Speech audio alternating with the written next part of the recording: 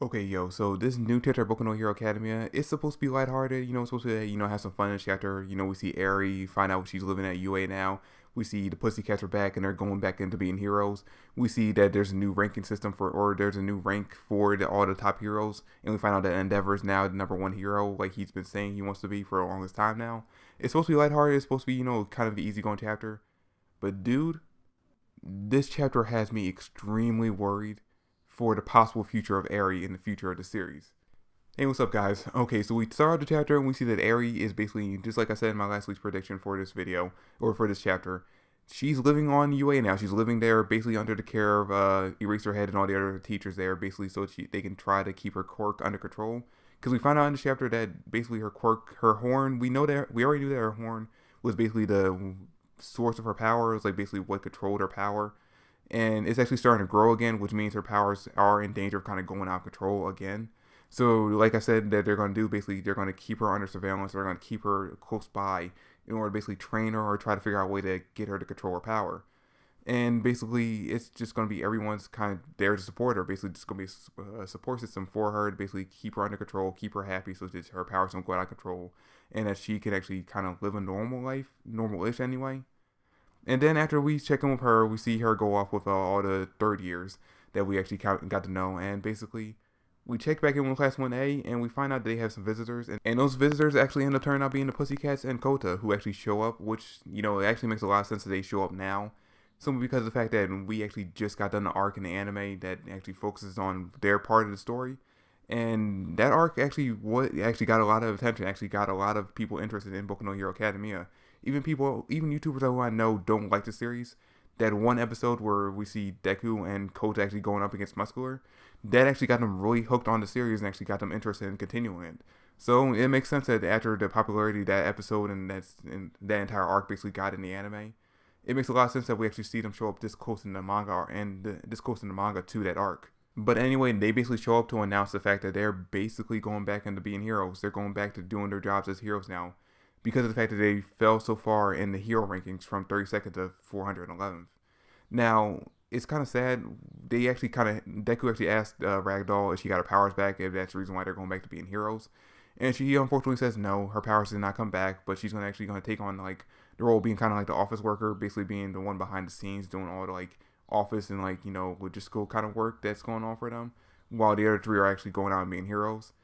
Like I said, it's kind of sad because she actually was a pretty cool character. I actually did like her, and it actually was really sad when she lost her quirk.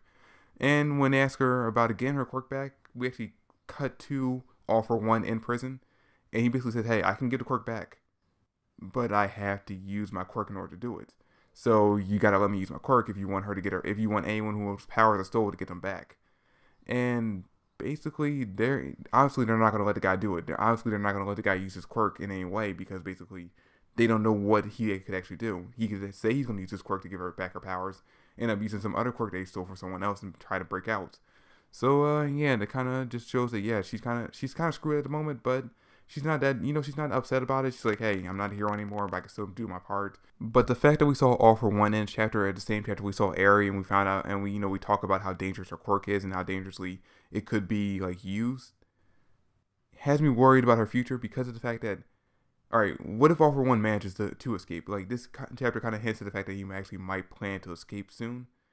If he does end up escaping and he ends up finding out about Eri's quirk just by the fact that he attacks UA again, he's going to go after her quirk. He's going to go after that ability because that's like an OP ability right there. And it actually has me worried because she actually could be in danger of being attacked by him if he does manage to escape. Like, on the one hand, getting rid of her quirk that way actually could lead to her having like a better life in the future because she doesn't have to worry about her quirk ever going out of control. She could basically go back to having a normal life once her grandfather actually wakes up from his like coma. But on the other hand, after everything Eri's been through with her like whole run-in with Chisaki and basically being tortured throughout for most of her life, you don't want to see her go through any more, even if it is actually going to benefit her in the long run. You don't want to see her go through any kind of more turmoil or strife. You basically just want this character to be left alone in her own little box, to like put away safely so that no one could touch her ever again.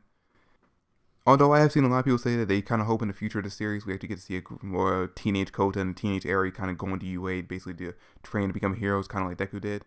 And speaking of Kota, we actually kind of get this cute moment where we find out that he actually has basically become a Deku fanboy, just kind of like how Deku is kind of a fanboy of All Might and wants to kind of like match his hero style. Kota wants to match Deku in the same way, and actually to the point where he actually kind of got matching shoes to match with Deku. So yeah, it's kind of cute. Kind of shows that he went from being a hero hater to basically kind of looking up to a hero in training. So yeah, I mean, like I said, it actually just shows how much Kota's kind of matured and kind of like developed as a character from the last time we saw him. Anyway, after we see that the Pussycats are visiting Class 1A, we then check in over at the like official ranking system, an official announcement for the new rankings of heroes. And we get a few new heroes. We get to see like 1 or 2 new heroes, especially the number 2 hero for this world, which is a winged hero named Hawk. As far as I can remember, I don't remember seeing him before in the series, but I could be wrong. But we actually, we find out that he's actually the number 2 hero. He's kind of new. We find out that Best Jean still he's still not active as a hero right now, but he's still ranked as his number 3rd hero in this moment, even though he's not being active.